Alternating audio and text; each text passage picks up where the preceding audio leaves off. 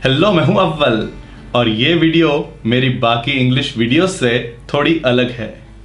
आप लोग अक्सर कमेंट्स में मुझे कुछ कुछ बातों की हिंदी से इंग्लिश ट्रांसलेशन पूछते रहते हो और मैं रिप्लाई भी करता रहता हूं। इनमें से कुछ सेंटेंसेस ऐसे हैं जो मुझे लगता है कि मैं अपने सब व्यूअर्स के साथ शेयर करूं, क्योंकि एक तो ये सेंटेंसेस आपके कहीं ना कहीं काम आएंगे और दूसरा ये कि इन सेंटेंसेस से आपको कुछ सीखने को मिलेगा, आप इस तरह के और सेंटेंसेस बना सकोगे। और तीसरा ये कि जब मैंने किसी कमेंट का रिप्लाई करने में टाइम लगा ही दिया तो क्यों ना मेरा टाइम आप सबके काम आ सके। मैंने पिछले महीने डेढ़ महीने में पूछे गए सेंटेंसेस में से वो सेंटेंसेस निकाले हैं जिनकी ट्रांसलेशन थोड़ी ट्रिकी है। ट्रिकी मतलब थोड़ी टेढ़ी है, कंफ्यूज करने वाली है, लगती कुछ है, होती कुछ है, बिल्कुल जैसे क्रिकेट में स्पिनर की गूगली। तो फिर शुरू करते हैं। वो इतनी खूबसूरत है कि मैं उस पर फिदा हो गया।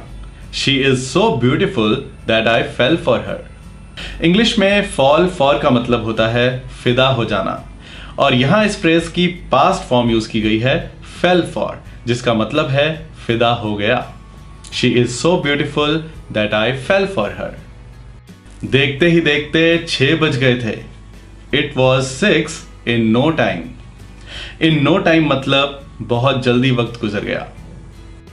आपकी जितनी तारीफ की जाए उतनी कम है। No words are enough to compliment you. मैं उसका भला चाहता हूं मतलब मैं उसका अच्छा चाहता हूं। I wish well for him. ये ग्लास जूठा है। This is a used glass. तुम मेरी बात मानते क्यों नहीं? Why don't you listen to me? मुझे उसकी कमी खलती है। I miss him. चल तेरी कंघी करूं।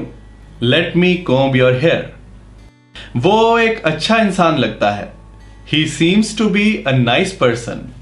सीम या सीम्स टू बी मतलब ऐसा लगता है, यानी हमें पक्का नहीं है पर ऐसा लगता है। Yuvraj seems to be out of form, यानी युवराज फॉर्म से बाहर लगता है। हमारा अंदाजा है, हमारा अनुमान है।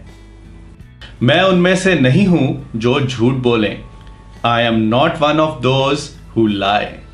नॉट वन ऑफ दोज मतलब उनमें से नहीं, और वन ऑफ दोज मतलब उनमें से। मैं उनमें से हूं जो बहुत सोते हैं। I am one of those who sleep a lot. वो लड़की कौन है जो तुम्हारे बगल में बैठी है? Who is that girl sitting beside you? क्या मुश्किल वक्त में तुम मेरा साथ दोगे? Will you stand by me during the tough times? तुम्हें पता है ना? You know it right? आपने देखा कि इसमें शुरू का पार्ट क्वेश्चन नहीं है।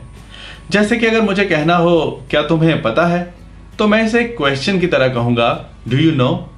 लेकिन अगर मुझे कहना हो तुम्हें पता है ना, तो यहां सेंटेंस के शुरू का पार्ट एक क्वेश्चन की तरह नहीं आएगा। You know it right? यहां सिर्फ लास्ट पार्ट एक क्वेश्चन है, राइट? आज लंच में क्या है? What is for lunch today? इसे हम शॉर्ट में कह सकते हैं, व्हाट्स फॉर लंच टुडे? मेरा सर चकरा रहा है।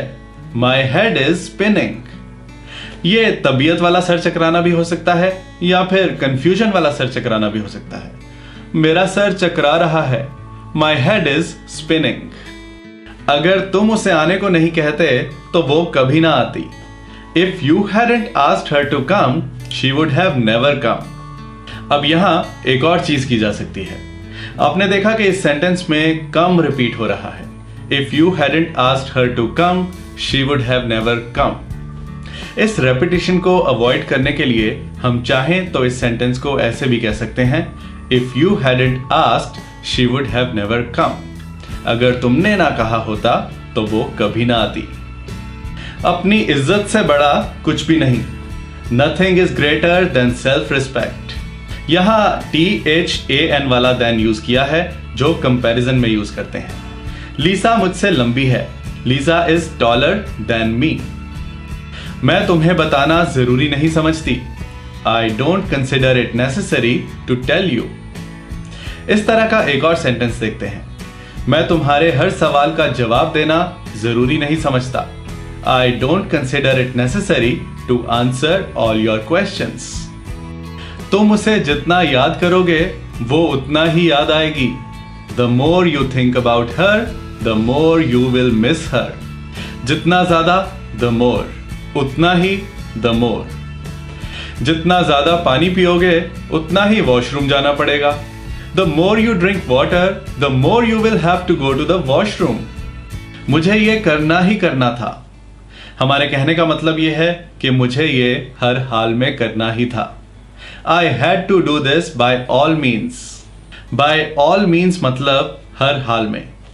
मुझे हर हाल में इंग्लिश सीखनी है. I have to learn English by all means. लगी ना ये काम की वीडियो?